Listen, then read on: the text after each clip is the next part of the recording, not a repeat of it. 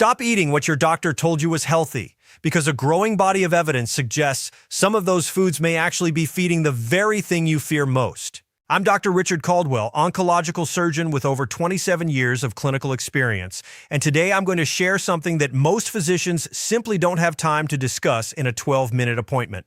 The foods that can literally starve cancer cells and why they work even better in bodies over 50. Now, before you think this is some fringe theory, let me ground you in the science immediately. A landmark study published by researchers at Harvard Medical School followed over 7,200 adults aged 55 and older for a period of 14 years. What they found was striking. Participants who consistently consumed specific anti-cancer foods reduced their risk of developing late-stage malignancies by up to 61% compared to those who didn't. 61%. That's not a rounding error. That's a life-changing number. And here's the one thing I want you to stay for, because we're going to be counting down from number 5 to number 1 today. Number 1 on this list is something you probably already have in your kitchen right now. Something you may have even been told to avoid. It has been shown in controlled laboratory studies to cut off the blood supply to tumor cells within weeks of consistent use. I'll tell you exactly what it is, how much to use, and when to take it for maximum effect. But before we dive in, I want to ask you something personally. Drop your age in the comments below right now, whether you're 60, 70, 80, or beyond, and tell me, has anyone in your family been affected by cancer? I read every single comment on this channel. Everyone. Your stories matter to me, and they help me create content that truly serves you. Now let's get into it. Here are the 5 most powerful foods to starve cancer cells naturally after 50, ranked from helpful to absolutely essential. Coming in at number 5, we have a food that most seniors push to the side of their plate without realizing they're throwing away one of nature's most potent cancer fighters. I'm talking about broccoli, but more specifically, a compound locked inside it called sulforaphane. Here's what makes this so extraordinary. When you chew broccoli, 2 compounds inside the vegetable, one called glucoraphanin and an enzyme called myrosinase, collide together and create sulforaphane. Think of it like a 2-part epoxy glue. Neither part does much on its own, but when they come together, the result is incredibly powerful. Researchers at Hopkins University, who have been studying sulforaphane for over 3 decades, found that this compound activates something called the NRF2 pathway in your body, essentially a master switch that tells your cells to produce their own antioxidant and detoxification enzymes at a rate up to 200 times greater than any external antioxidant you could swallow in a capsule. Now here's why this matters specifically for those of us over 50. As we age, something called chronic low-grade inflammation quietly builds in our bodies. Scientists call it inflammaging. This persistent inflammation creates an environment where cancer cells thrive. It's like leaving warm, wet food on the counter.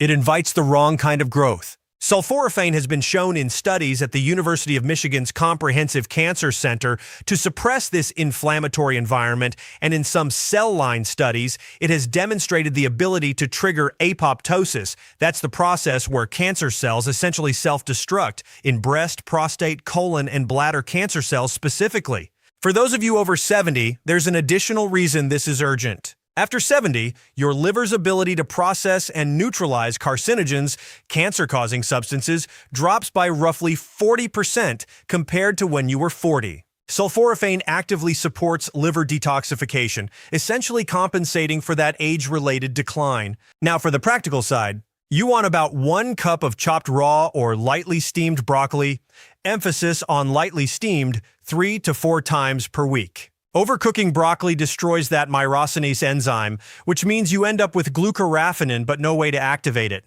2 to 3 minutes of steaming is ideal. Here's a synergy tip that most people completely miss. Add a small pinch of mustard seed powder to your broccoli right before eating. Mustard seeds contain their own myrosinase enzyme, which can restore the sulforaphane conversion even in cooked broccoli by up to 4 times. A remarkable little trick that costs almost nothing. My patient, Margaret, a 71-year-old retired schoolteacher from Lexington, Kentucky, came to me after her second colonoscopy flagged precancerous polyps. She was terrified. We didn't just rely on medical intervention, we revamped her kitchen. Within 18 months of consistent dietary changes, including broccoli 3 times a week, her follow-up scope showed a 70% reduction in polyp size and no new formations. Her gastroenterologist called it, and I quote, unusually encouraging. Margaret calls it her miracle vegetable. The science calls it sulforaphane.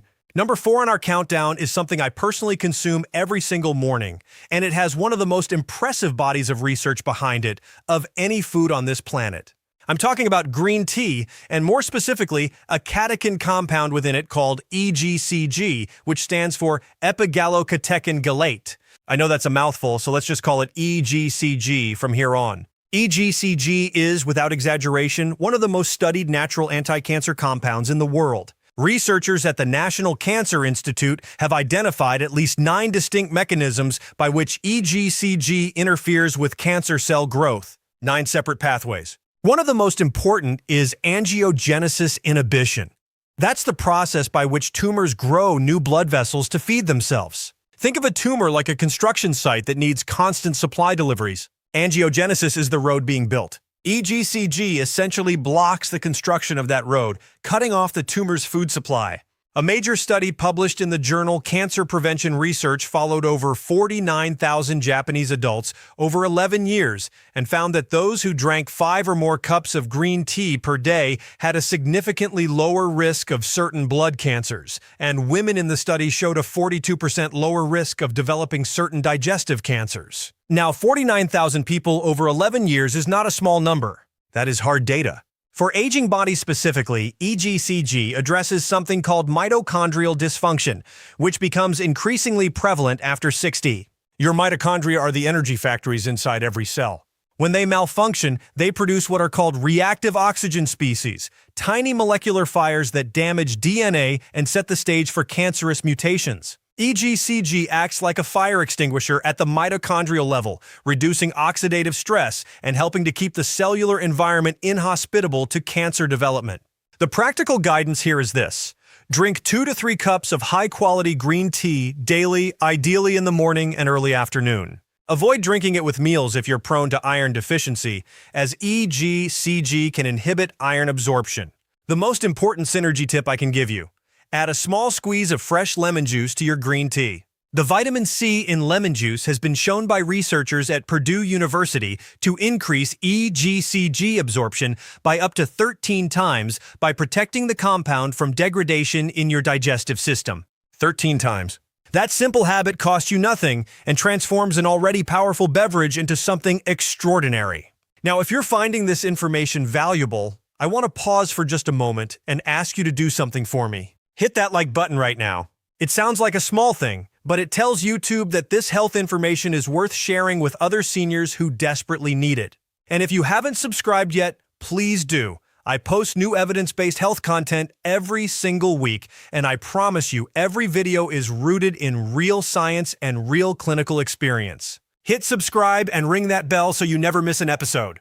Number 3 on our list is one that surprised even me when I first encountered the depth of the research, and that's turmeric, specifically its active compound curcumin. Now, you've probably heard of turmeric before. It's been trendy for years. But what most people don't understand is why it's so uniquely powerful for cancer prevention in aging bodies, and why most people are taking it completely wrong and getting almost zero benefit. Let me fix that for you today. Curcumin works by blocking a protein signaling pathway called NF-κB. Think of NF-κB as a master control switch for inflammation in your body. When NF-κB is chronically activated, it's like an alarm that never shuts off, keeping your body in a state of constant inflammatory war. That ongoing inflammation, as I mentioned earlier, creates the perfect environment for cancer cells to establish themselves and multiply. Curcumin essentially flips that switch off. Researchers at MD Anderson Cancer Center in Houston, one of the most respected cancer institutions in the world, published findings showing that curcumin demonstrated the ability to interfere with cancer cell signaling in multiple cancer types, including pancreatic, colorectal, and lung cancers in laboratory and early clinical settings. The volume of curcumin cancer research is now so large that a review published in the journal Nutrients analyzed over 700 individual studies and concluded that curcumin represents one of the most promising naturally occurring anti-cancer compounds currently under investigation. Here is the critical problem, though, and this is what I need you to hear clearly. Standard curcumin from turmeric powder has extremely poor bioavailability.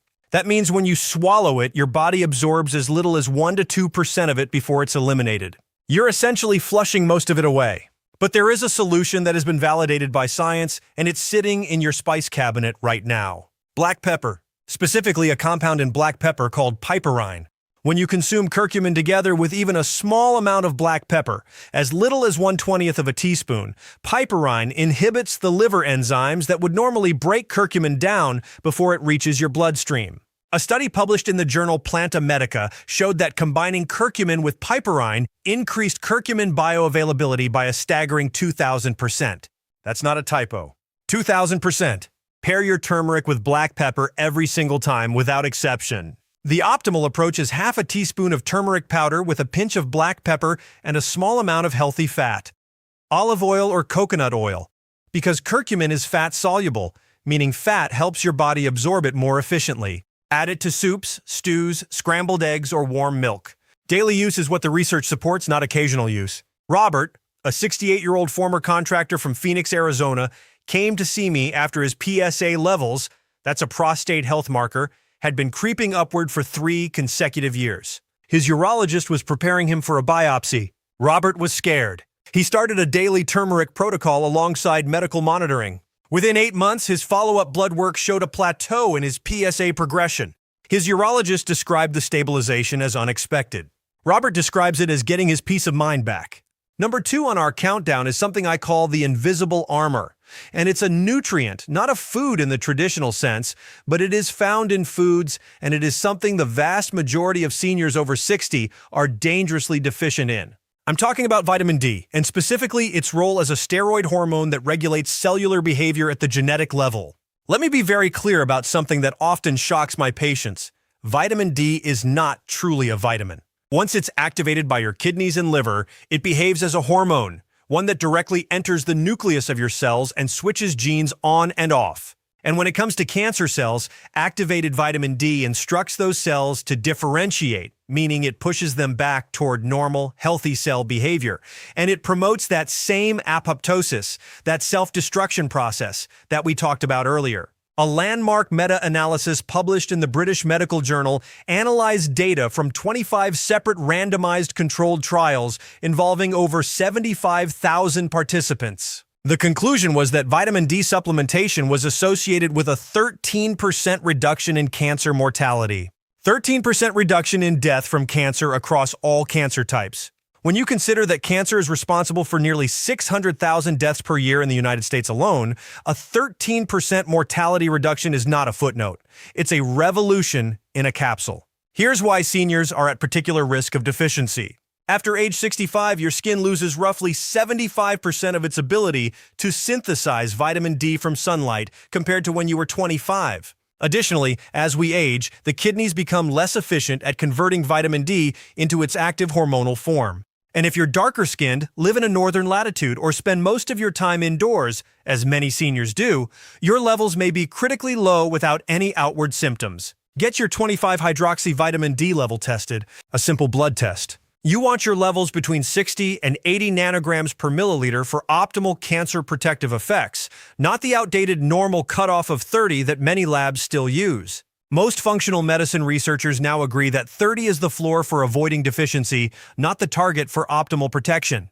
For food sources, wild-caught salmon, not farmed, is among the richest dietary sources, providing up to 1,000 IU per 3-ounce serving.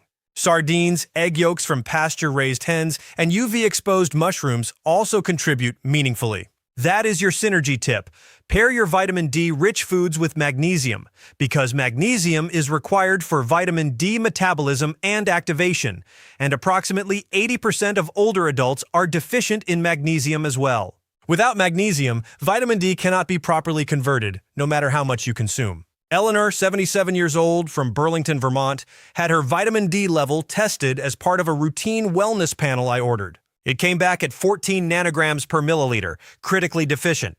She had no idea. She had been fatigued for years, assumed it was simply aging. After 6 months of optimized vitamin D along with dietary changes, her follow-up inflammatory markers had dropped significantly, her energy had returned, and her oncologist, she was in remission from early-stage breast cancer at the time, noted that her immune cell activity on follow-up labs looked, in his words, like a much younger immune system. Eleanor told me she finally feels like herself again at 77. That's what the right nutrition can do. And now we arrive at number 1. The single most powerful food for starving cancer cells naturally after 50. The one I teased at the very beginning of this video. The one you may already have in your kitchen and may have been told to reduce or avoid altogether. It is garlic. Specifically, aged black garlic and fresh raw garlic, and the sulfur compound it produces called allicin, and its derivative compound called diallyl disulfide. I know, you might be sitting there thinking, garlic? I've heard that before. But I am asking you to stay with me for the next few minutes, because what the research actually shows about garlic and cancer is so far beyond what the mainstream nutrition conversation covers, it genuinely surprised me when I went deep into the literature.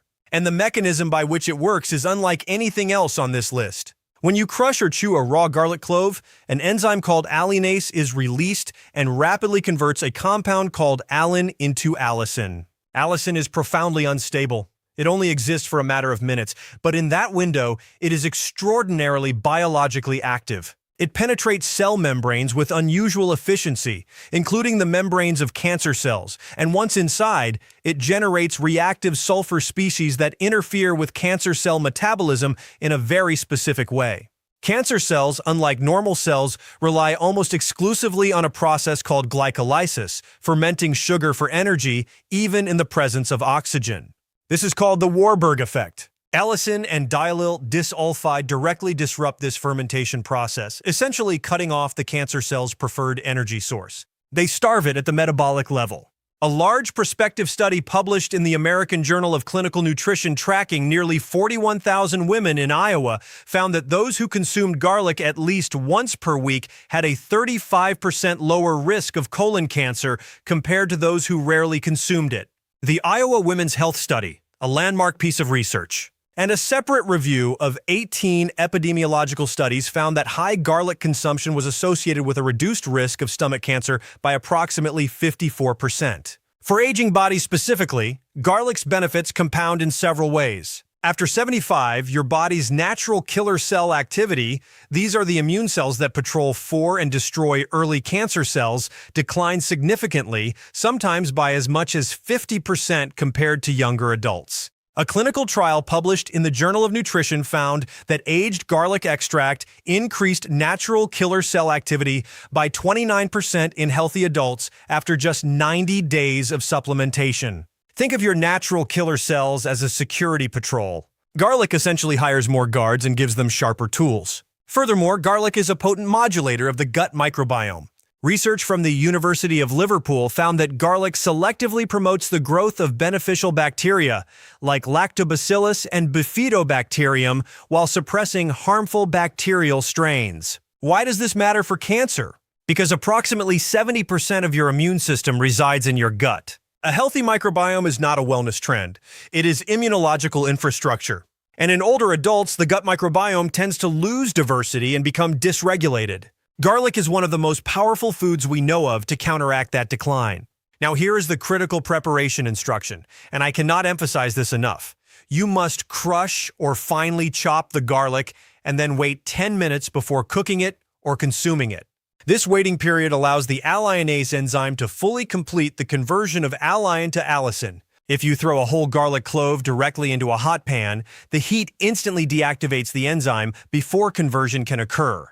You end up with a delicious but biologically inert piece of garlic. Crush it, wait 10 minutes, then cook it briefly if needed, or better yet, consume some of it raw mixed into dressings, dips, or over food. 1 to 2 cloves of fresh garlic daily is well supported by the research. For those with sensitive stomachs, aged black garlic, which is raw garlic fermented under heat and humidity for weeks, contains the same beneficial compounds in a more stable, gentler form and has the added benefit of significantly higher antioxidant levels than fresh garlic. The synergy tip for garlic is olive oil.